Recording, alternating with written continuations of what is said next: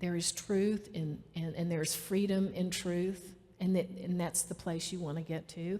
If you're in recovery, you might know the line, God really wants us to be happy, joyous, and free.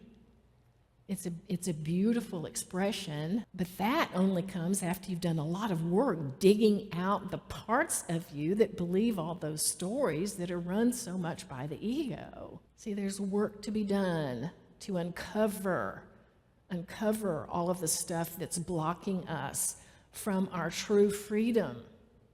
Our true freedom. So, if we're going to know the truth and the truth is going to set us free, what is the truth? You might be familiar with Unity's first principle, that there's one presence and one power, and it's good.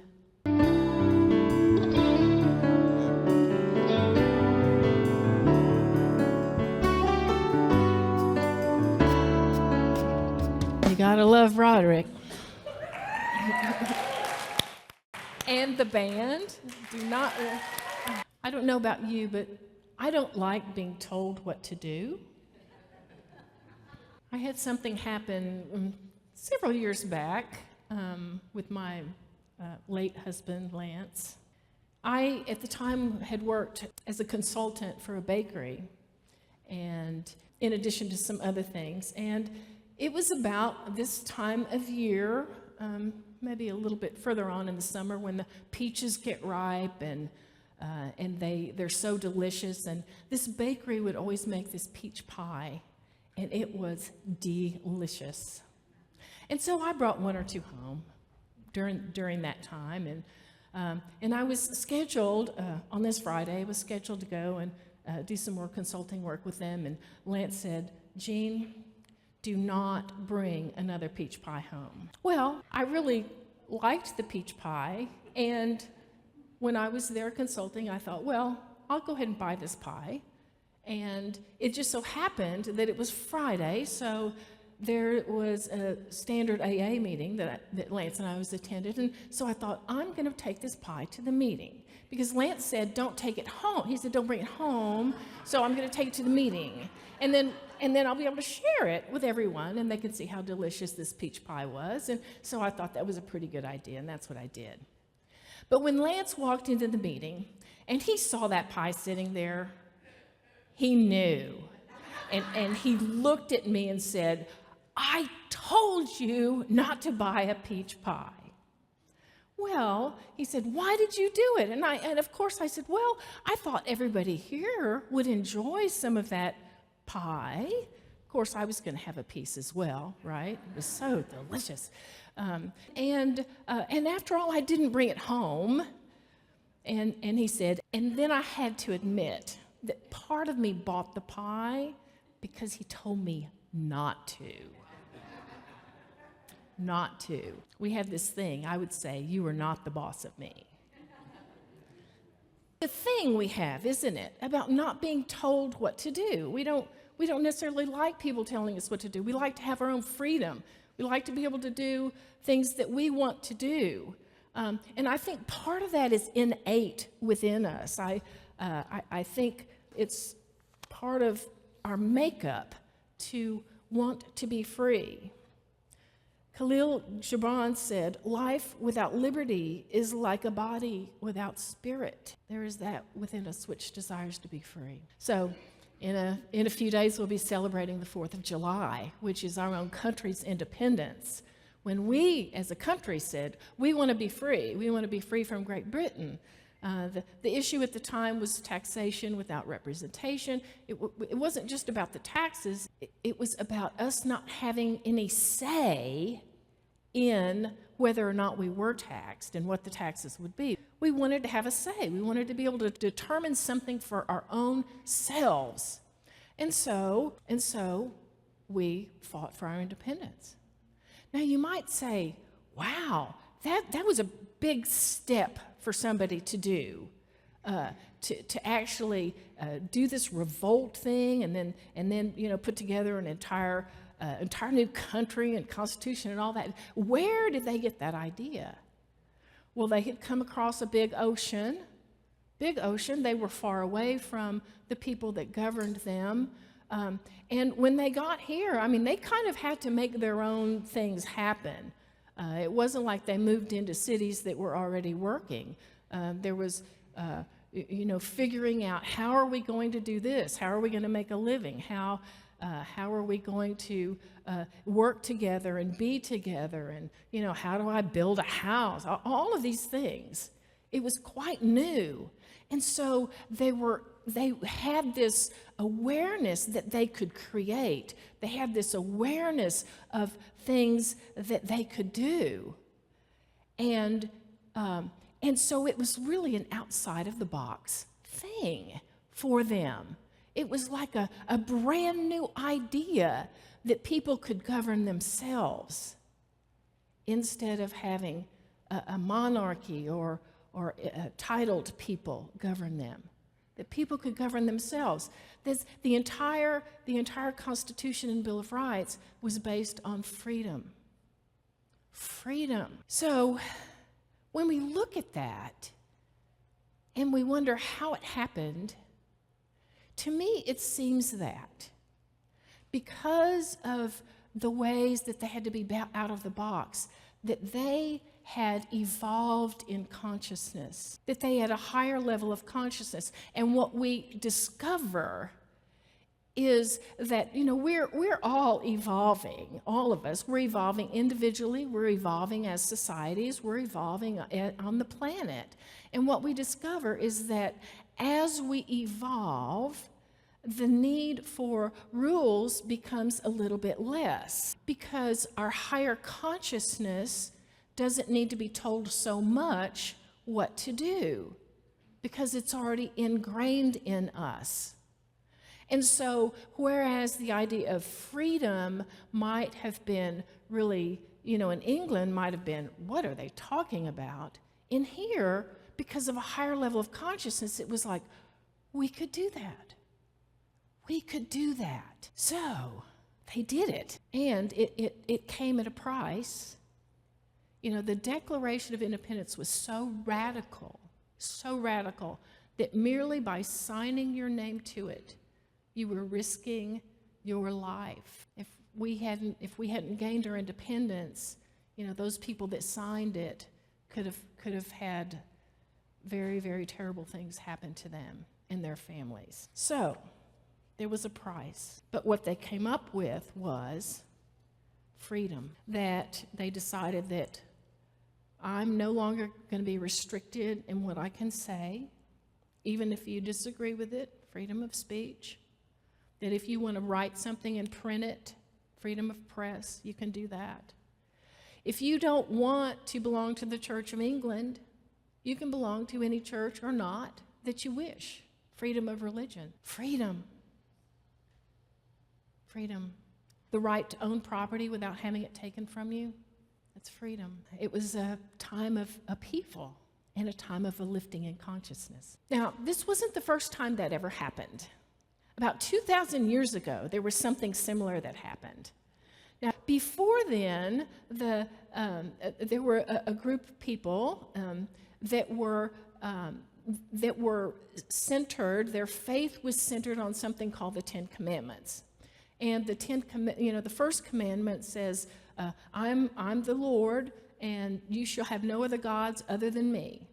That was the first one. And really, it was the most important one. But after that, there were a lot of other ones that said, now you shall not do this, and you shall not do this, and you shall not do this, and you shall not do this.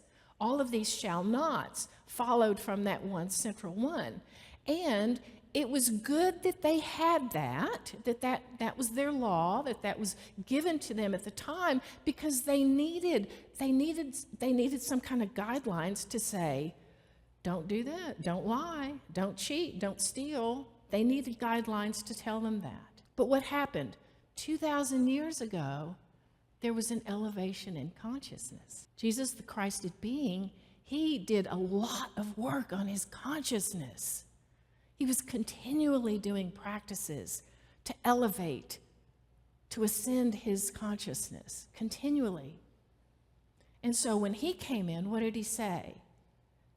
He said, well, the first one is not, oh, don't have anything else other than me. He says, love God with all of your heart and with all of your soul and with all of your mind and with all of your strength. Do you hear the difference? At this higher level of consciousness, we love, and we love with everything we have within us. Everything. And he added a little tag onto that, love your neighbor as yourself. And then that was it. There were no thou shalt nots, this, thou shalt not that, thou shalt not this other thing. It wasn't needed because of a higher level of consciousness. Do you see how that works? Benjamin Franklin said, only a virtuous people are capable of freedom. As nations become corrupt and vicious, they have more need of masters. That's simply talking about consciousness. The more virtuous, the more that people are, means they're higher in consciousness and they have less need to be told what to do. Apparently with that pie, I did need to be told what to do. So you might say, well, okay, that's good. You talked about the 10 Commandments and the founding of our country, and what relevance does that have to us today?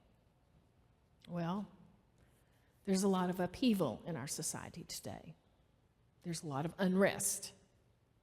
There are a lot of people who have lost faith, perhaps in government, or people who are afraid for the future. There are wars going on. There's just a lot of upheaval right now on the planet. And that's on the outside. If you look on the inside, there can be a lot of unrest too. I experienced this myself. I recently had finished about 13 years of intense schoolwork, and then illness and the passing of a husband, and then more intense schoolwork, and I had reached a point where it's like, I got to take a break. I just got to take a break. So I got someone to take care of my home and my little animal companions, and I got in my car, and I left. And I didn't have a plan, and I didn't know where I was going. I just started driving because I wanted to be free. I just wanted to be free of all the responsibilities and things that had been, that I'd felt like were weighing me down. And so I did a lot of kind of fun things. I panned for diamonds. I rode a horse. I drove over the Mississippi River. I read a couple of fun fiction books. That was new. I'd been doing so much self-help and religious stuff, spiritual stuff. It's like, oh, fiction, yay! And I put 2,000 miles on my car. And like I said, it was fun. There was a certain amount of freedom that I felt, but I didn't feel 100% free because inside, I still had some of those voices that go around. You know those voices that I'm talking about? It said, maybe you should have done this instead, or gosh, are you spending too much money doing this? Or, you know, all of those voices. You should have taken care of this maybe before you left. Should you call somebody? Oh, I want to be free, I don't want to call. All of those things that go on in your mind. I took myself with me. Everywhere I went, there I was. Everywhere. I was there. See, freedom, it's like in Jennifer's beautiful prayer, a lot of freedom is about an inner job. It's something that we have to come up within. And we might think, well, okay, so let's just declare that we're free on the inside and everything will be good. But what happens is that we've had a lot of experiences that have happened to us. We've had a lot of things that were taught to us. We've had a lot of things that we felt like we need to be protected from, so we've built barriers. See, we have a lot of baggage and stuff inside us, things that really prevent us from being free. And, you know, if you're in the Course of Miracles, you're familiar with the term the ego. The ego is a huge part of that. You might also call that the protective personality. That's a little bit easier to take, the protective personality. It wants to protect us. But it's based in fear. The protective personality is based in fear. And so it comes up with ways to protect. And it comes up with stories. Oh my gosh, it makes up stories. It makes up stories, and then it enhances the stories, and then it adds to the stories, and then it entrenches the stories even more, to where really we can get to a point where we're really not believing much in truth at all. But we think we are, because the ego always thinks it's right. It always thinks it's right. It thinks it's right and everything else is wrong. It's based in duality. Right and wrong. Duality. So for us to be really free, we need to address that too. We can't just change the things on the outside of us. Jesus, the Christed being, said, "You will know the truth, and the truth will set you free." The truth. And I gotta say, the truth is most likely not what the ego is telling us. Most likely not. Many religions and philosophies have said the same thing, that there is truth and there's freedom in truth, and that's the place you want to get to. If you're in recovery, you might know the line, God really wants us to be happy, joyous, and free. It's a beautiful expression, but that only comes after you've done a lot of work digging out the parts of you that believe all those stories that are run so much by the ego. See, there's work to be done to uncover all of the stuff that's blocking us from our true freedom. Our true freedom. So, if we're going to know the truth and the truth is going to set us free, what is the truth? You might be familiar with Unity's first principle, that there's one presence and one power, and it's good. One. To help us get to a place where we might be able to integrate that a little bit better, I've got some tools with me today, and those who know me know that I like acronyms, okay? So, in honor of the 4th of July, the acronym for today is USA. Okay, I know it sounds kind of cheesy, but there it is, USA. And the U stands for seek to understand. Seek to understand. Stephen Covey, in his book, The 7 Habits of Highly Effective People, said, seek first to understand, and then to be understood. Do you hear what that is saying? It's saying, before you start talking about what you believe, what you think is right, how you think people ought to be, instead of doing that, listen. Try to understand someone else's point of view.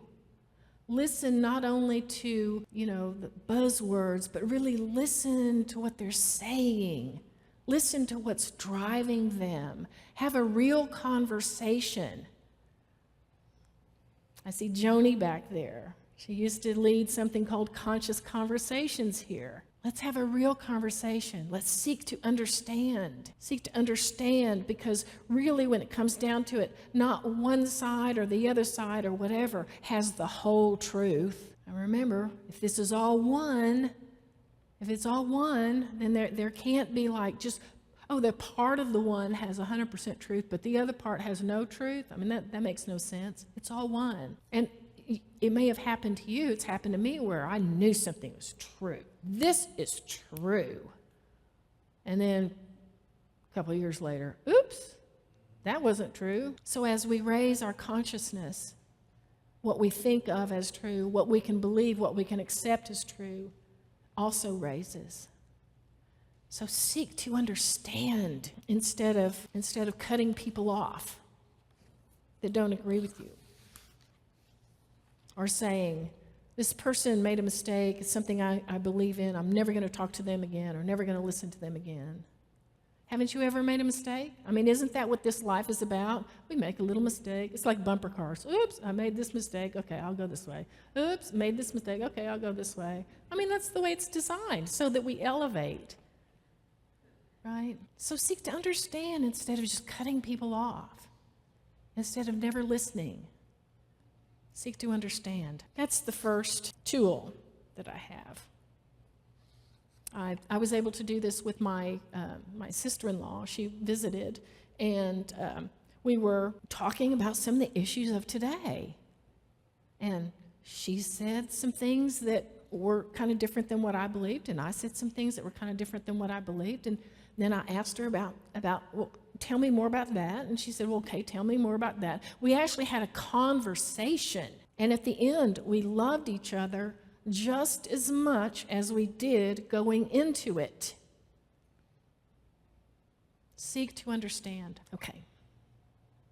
Because I tell you, nothing's going to be solved by people shouting at each other. It's just not going to work.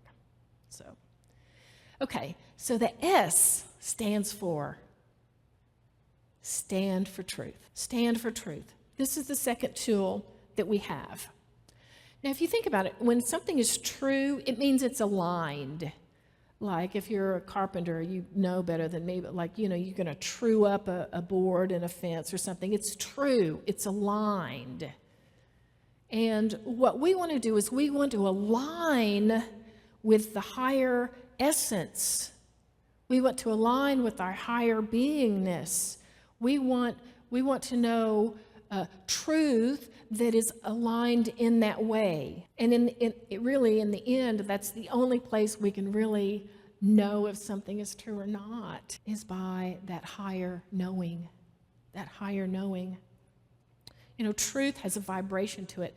Have you ever been listening to somebody and they said something and you knew it was true all of a sudden, and it was kind of like zing? You kind of just felt it. It has a vibration to it. And so we want to be aware of that. We want to understand that for all of the ways that the ego and the protective personality, for all the ways that they might have dug themselves into our beliefs or into the ways that we act or treat other people, for all of those ways, that there's a vibration to that too. And so we want to raise our vibration. When we stand in the truth, we want to have that higher vibration. We want to be standing on a firm foundation so that we can stand up for liberty, stand up for freedom, stand up for the rights of people to be free. A beautiful song that Roderick sang. One thing we know is true, even though we may have all these other things going around that aren't true, but one thing we know is true is that there is one presence, that God is all that there is, that we're all made of the same God stuff. We're all made, there was nothing else God had to make people or the earth or the universe out of other than itself, right?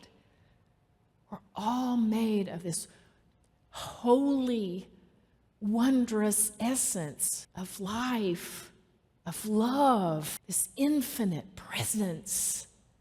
We're all made of it. All of us. That is a truth we can stand on. And from that, we can branch out and perhaps gauge our other thoughts or other beliefs based on that one truth, right? If we can stand in that truth, we can gauge it against that. In talking about, the vibration we stand in, when we go into the meditation, I'm going to do just a little breath work with our meditation that can help dislodge some of those ego-centered, the fear-centered beliefs, pasts, things that have happened to us.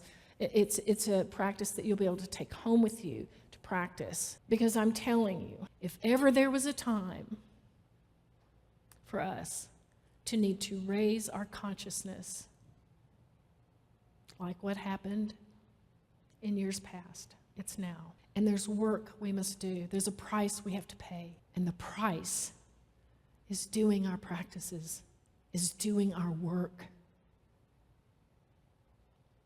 not just singing about it or talking about it, but actually getting in and doing the work, doing our visioning and doing our prayer and our meditation and our breath work and our yoga, doing our practices to elevate our consciousness. Because we all know that if my consciousness is raised, it helps raise other people's consciousness. And that is what we so desperately need on this planet at this point in time, is people with a higher consciousness. And you're those people. Okay? There are more people, but you were them because you're here this morning. So stand in the truth. The third tool that I have, the A, stands for allow others to be free. As long as I hold someone in bondage, I'm really holding myself in bondage. I really am. As long as I'm thinking things about, oh, that person is totally lacking, that person doesn't have what it takes, that person's an idiot, that person's whatever. As long as I'm thinking those things, I'm holding myself in the same thought pattern. We can't be free until we allow others to be free. So as part of this tool, of course it involves us being the presence of love in the face of others, all others who may even disagree with us. Can we allow them the freedom to disagree with us? And still love them? Not love them because, well, I'm going to love them until they get it right. No. They are just as much God's stuff as I am. Just as much. Can I allow them the freedom? Can I stand in love with them? Can I hold in my consciousness the vision of my brothers and sisters being free? See, there's work for us to do, isn't there? Understand, seek first to understand, stand in the truth, and allow others to be free. These are things we can start with, right? We can start with. Start practicing them. Start being that presence of love that we know we are. Start being it. These are the things that we can do. And then maybe July 4th will have a little bit different meaning than we thought it would.